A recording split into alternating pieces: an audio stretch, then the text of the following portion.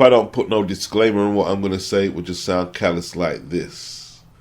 I can't act like I'm overly concerned about the plight of the Ukrainians when I haven't conscripted to put my life on the line. I haven't put none of my finances to aid their efforts against the occupation. And the truth is, there's other things that I'm occupied with. And if most of you were truthful, you're not doing anything to help them either. You're not.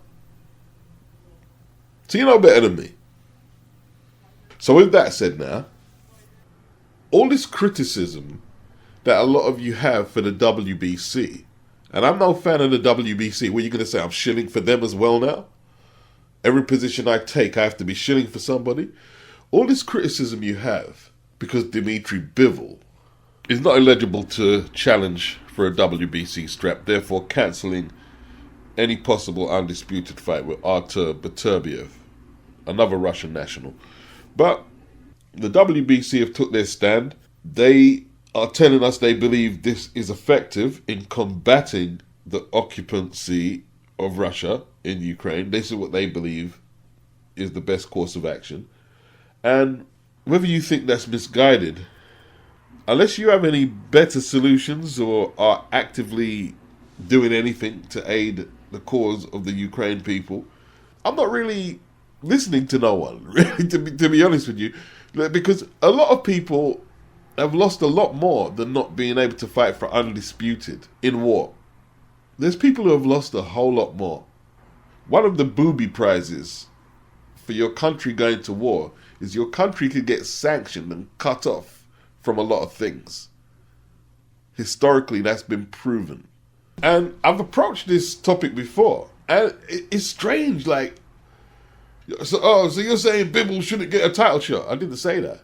I didn't take a position. I didn't take a position in the debate. I'm saying you're not doing nothing to help the people from the Ukraine. So you critiquing anyone who has a suggestion or action which they are going to implement to try and make change is pretty funny to me.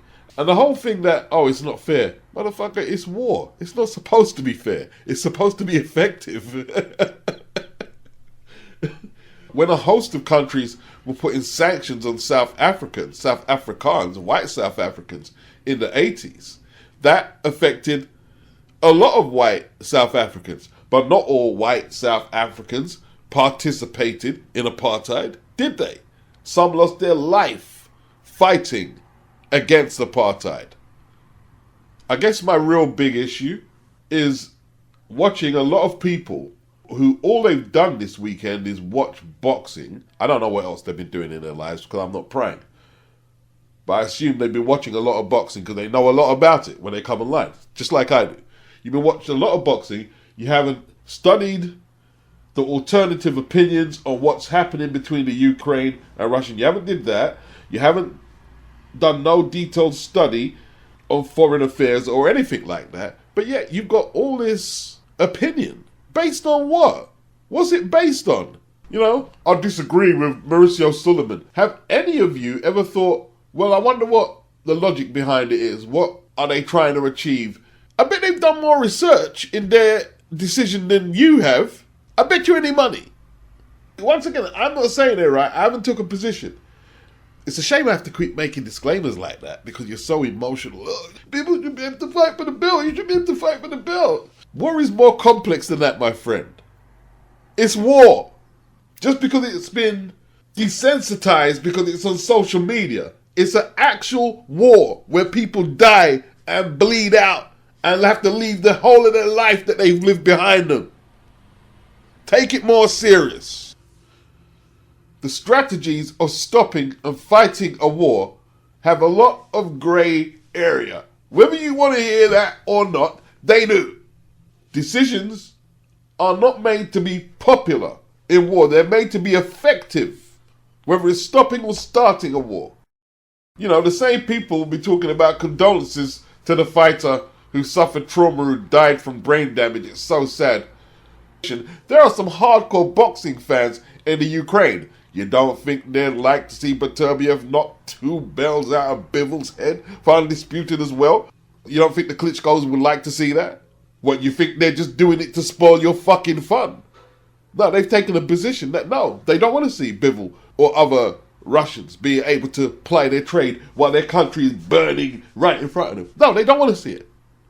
And I'm not saying you should agree, but more empathy and more seeing two sides to it, rather than, oh, Bivol should be able, oh, Bivol's being hard done by, is fucking ridiculous. And that's the majority response that I get from people who ain't from the Ukraine, who are boxing fans. It's just all in Bivol's favour.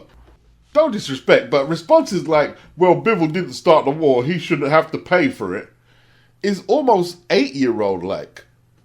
This is not an individual debate about Dmitry Bivol or any other athlete that you might like. We're talking about Putin, a democratically elected leader. Yeah? Democratically elected by the majority, has took his country into a situation where there could be sanctions and actions taken against the Russian people. It's as simple as that. Bivol is caught up in the majority. We don't run the world by exceptions, do we? We use general information to make decisions, big decisions. Ridiculous. Who said that Bivol started the war? Of course he didn't start the war. He boxes. Ridiculous. Ridiculous reply. Ridiculous. I come on social media and I say a lot of stuff that I wouldn't say to a group or individuals in real life. It's not because you're better, I'm better. It's something we do. I'm wondering how much of you would go up to someone from the Ukraine and say, yo, it's fucked up that the WBC is freezing Bivol out because of Putin. I'm not sure how much of you would do it. Not because you're a coward, but it's insensitive. And I don't believe most of us are insensitive to people like that in our everyday lives. Unless we have some serious issues. You know, boxers have been frozen out. Boxers were frozen out from fighting for world titles in the late 70s and 80s. In South Africa, the South Africans were frozen out because of apartheid practices. And it's no different to Bivol's situation for some of them boxers, like Jerry Garcia, who John Tate beat in South Africa for that vacant WBA belt that Leon Spinks gave up to fight Ali in a rematch rather than give Ken Norton his shot he was mandated for.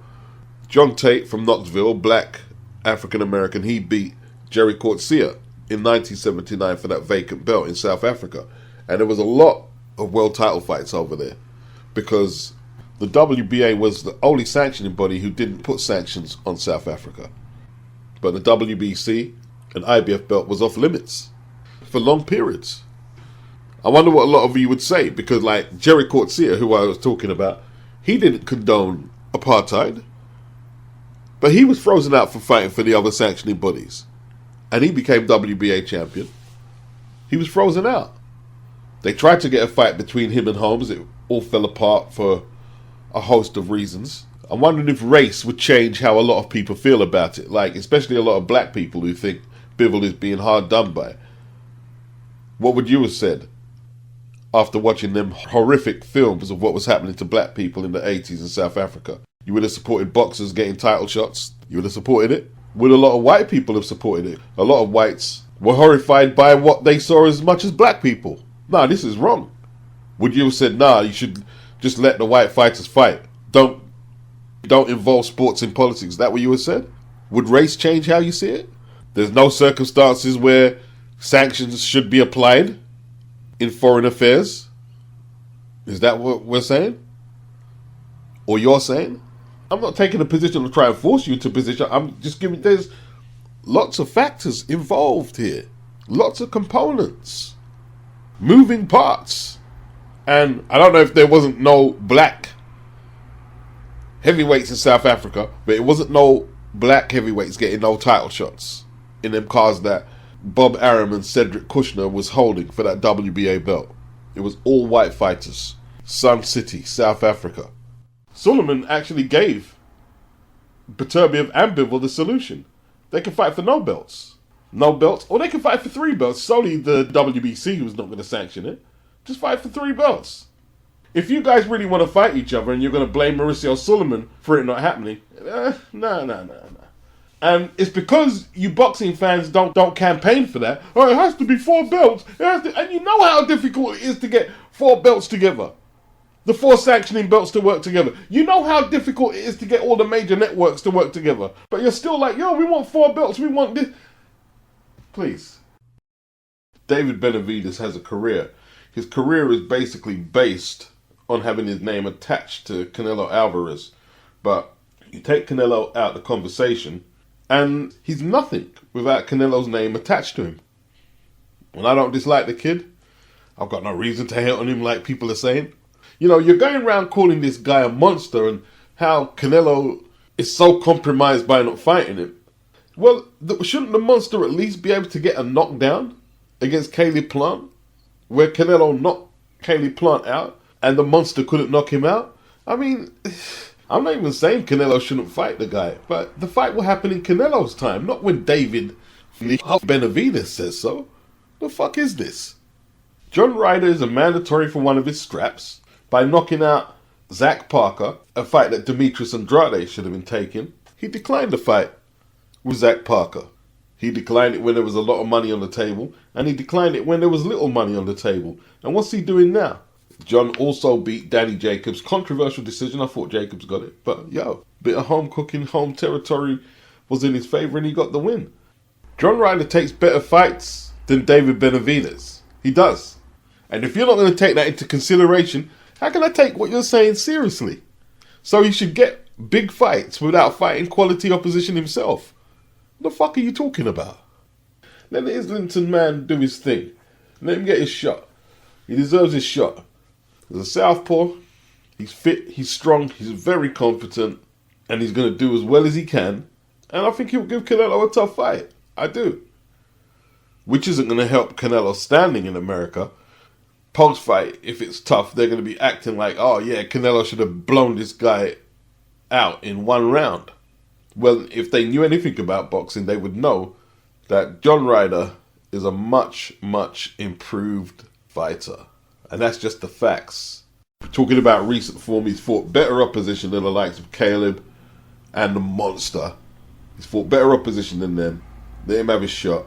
Canelo should be too quick. But it'd be interesting to see if John Ryder can draw him into a brawl. That'd be interesting. For those who don't know John Ryder, and I know a lot of people, they don't. He possesses a very powerful jab. He's not the fastest, but he's improved his timing a whole lot in the last few years. He's very fit, trained by Tony Sims, and extremely physically strong, as Zach Parker found out.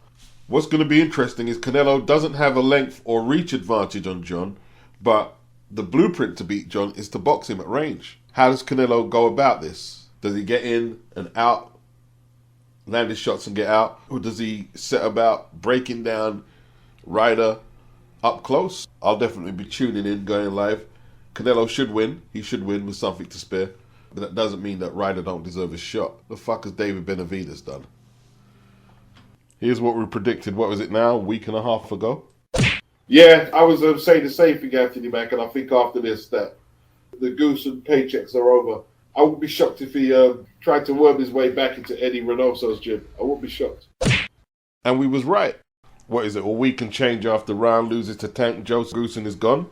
Around 18 minutes in of the Boxing Beat Weekly 325, I talk about this. Modern day boxing, a high-profile fighter in a high-profile fight takes a loss. There's always some damage limitation. Now, Salas, as far as I know, has still got his gig with Joe Joyce. But with Ryan Garcia, there was a feeling of inevitability that Joe Goosen was going to be the fall guy. So for not wanting an argument, it's Joe Goosen's fault, is what Ryan is saying. Or if it's not, why get rid of him? But at the same time, his dad, Ryan's dad, is saying, oh, no excuse, but the rehydration hurt him. Bernard Hopkins said the rehydration didn't hurt Ryan. So the rehydration is one possible answer they're using why Ryan lost. And then after the fight, Joe Goosen asked him, did he hit that rib part at all, Ryan? And he said, yeah, I knew it. I didn't want to continue because of my rib. So maybe they're talking about an injury that Ryan took into the ring that he didn't disclose. Well, if that's the case, how is that Joe Goosen's fault? What did Joe Goosen do to make Ryan lose the fight? Why is he getting rid of Joe? I mean, we've already got 2 excuses, rehydration and the rib. What's that got to do with Joe? So they listed some reasons why Ryan lost the fight. There was a mole in the camp. Are they talking about the kid who came out and said, I injured you in sparring? Are you okay? The Asian kid. Did he run and tell Gervonta Davis, hit him in the ribs? So they're saying that Joe Goosen went and told Tank's team that he was injured. Well, what would be the motive for Joe to do that? They paid him that much? I don't believe that. I just don't believe that. I mean, there's no paper trail on Joe Goosen that he's ever did anything like that. Why is he in Ryan's camp? All this paranoia is in the air all of a sudden. They're saying absence during the post-fight press conference. It looks like nobody turned up to the press-fight post-conference. I hear Oscar didn't turn up, or Bernard, and Joe as well. And they're saying a lack of useful instructions during the Tank fight. Well, from what I'm hearing is Ryan ignored the instructions from Goosen during rounds. I wouldn't know because I had the stream muted because I was going live calling the fight. And 4, Goosen was too complimentary. I'm assuming they mean to Tank. I don't know.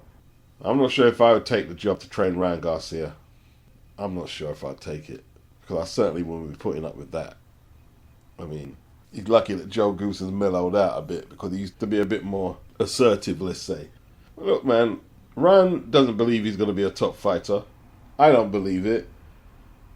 Joe Goosen probably doesn't believe it. Tank certainly don't believe it. Oscar and Golden Boy, they don't believe it, but there's money to be made, so they're going to roll with that. And maybe if Rolly picks off a belt, he can win a title that way. But as for Ryan being a major player, I don't see it. I don't see it.